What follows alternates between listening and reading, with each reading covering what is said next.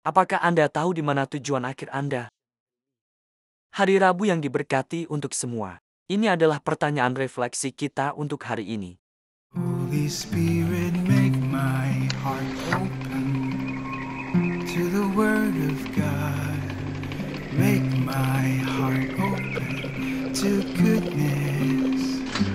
Make my heart open to the beauty of God every day. Amen.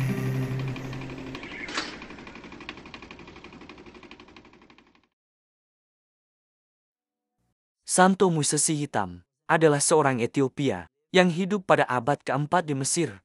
Dia berkulit gelap dan pada masa mudanya menjadi budak dari seorang bangsawan.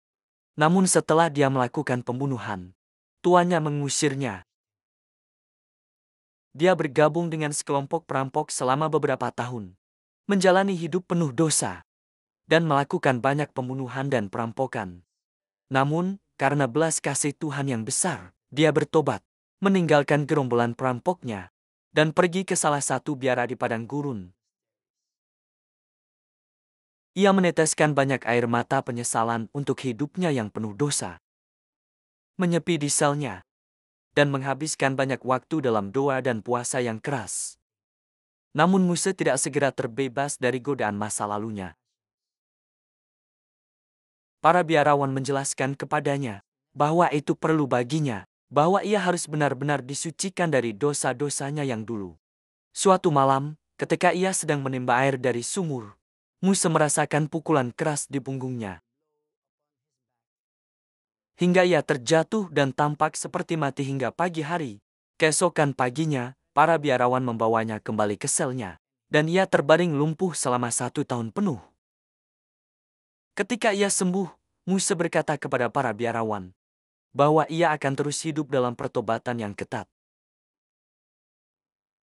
Para biarawan kemudian menyadari bahwa Tuhan sendirilah yang telah mengakhiri perjuangan panjang Musa dan memerintahkannya untuk menerima komuni kudus serta beristirahat dengan damai di selnya.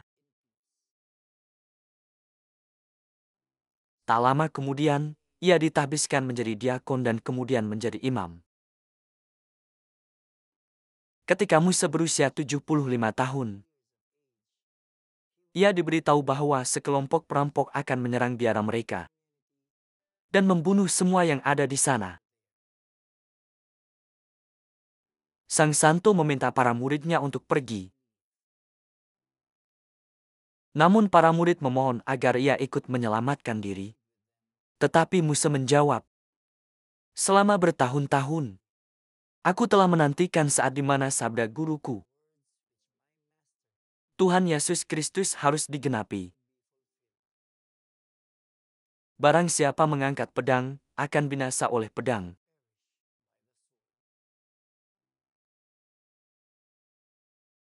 Para perampok datang dan membunuh Musa bersama 6 biarawan yang memilih tinggal bersamanya.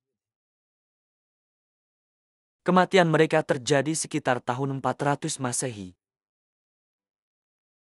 Dalam Injil hari ini, seseorang bertanya kepada Yesus, "Tuhan, apakah hanya sedikit orang yang akan diselamatkan?" Mungkin terdengar ada nada keputusasaan dalam pertanyaan itu, karena Yesus sering berbicara betapa sulitnya masuk ke dalam kerajaan surga. Namun setelah direnungkan, pertanyaan itu sebenarnya bukan tentang keinginan agar semua diselamatkan, melainkan tentang siapa yang lebih pantas masuk surga. Baik dulu maupun sekarang, orang sering merasa sulit menerima gagasan inklusivitas. Sementara Yesus justru menggambar lingkaran yang jauh lebih luas. Ia makan bersama orang-orang yang dianggap oleh para ahli agama saat itu sebagai orang yang tidak pantas. Namun Yesus memberikan jawaban langsung melalui pernyataan terakhirnya kepada penanya itu. Orang-orang akan datang dari timur dan barat, utara dan selatan, untuk duduk makan di perjamuan dalam kerajaan Allah. Bayangkan, para patriark dan pemimpin rohani Israel, Abraham, Ishak, dan Yakub serta para nabi, akan menjadi tuan rumah dalam perjamuan surgawi, di mana tamu-tamu kehormatan adalah orang yang mungkin dianggap aneh oleh masyarakat masa kini. Akan menjadi tamu kehormatan. Tidak ada yang eksklusif di sana.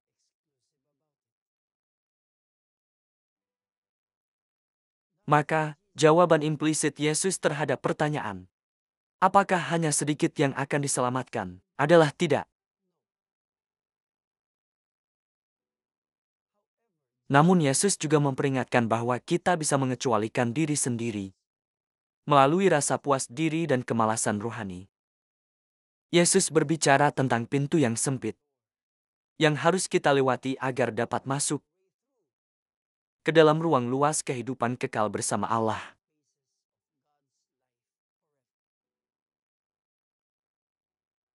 Masuk melalui pintu yang adalah Yesus sendiri, berarti tidak masuk melalui pintu-pintu lain yang tidak membawa kita kepada kepenuhan hidup yang Allah kehendaki.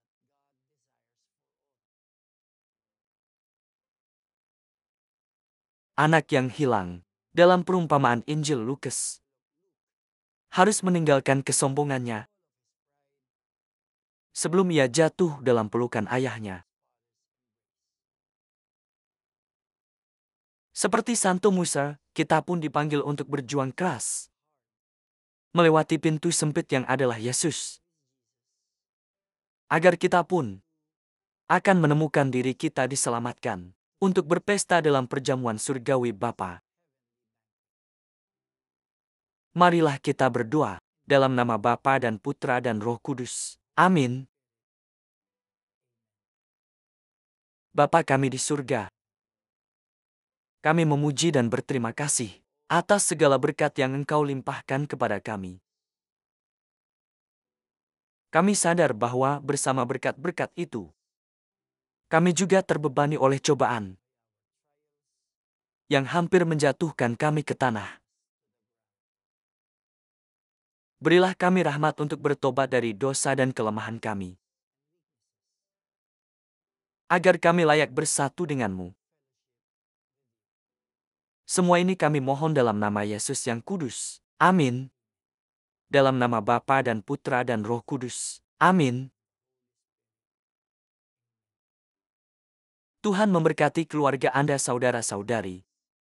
Tuhan memberkati Couples for Christ dan iman Katolik kita.